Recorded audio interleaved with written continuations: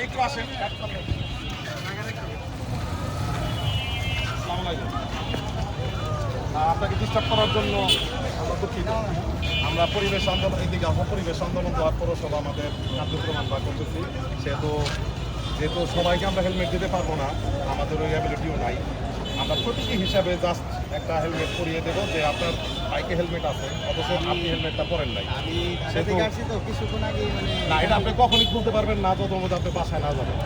আপনারটা আপনি পরেন। আর আপনার পেছনে দেখেন আপনার বাচ্চা আছে, স্ত্রী আছে, তাদেরও হেলমেট নাই।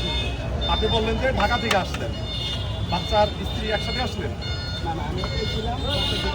কিন্তু আপনাদের জীবনের নিরাপত্তা না, আপনার বাচ্চার তো নিরাপত্তা আছে।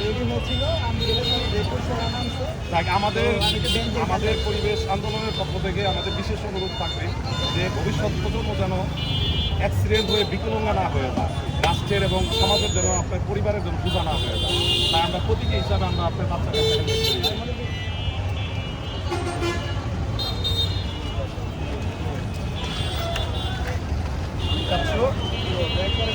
কষ্ট হবে তোমার এটা করতে? এটা পছন্দ হয়? করতে হয়, কারণ বাইকে চললে এটা করতে হয়। আর বাসায় গিয়ে তুমি খুলে ফেলবা। হ্যাঁ,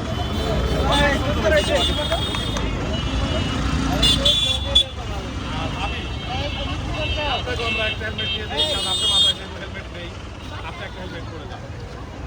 বাসা থাকলে আপনি একটা ইউজ করেন না, সেহেতু আপনি একটা করেন। এটা আপনার নিরাপত্তার জন্য এবং মানুষ আপনাকে দেখে শিখবে, কারণ আপনি চান না সবাই শিখুক।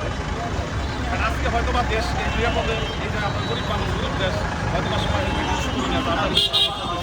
একটা সময় দেখবেন আপনার বাচ্চারা, আপনার বাচ্চার থাকবে, তাদের এগুলো ইউজ করবেন, আইন মানতে হবে। বাবু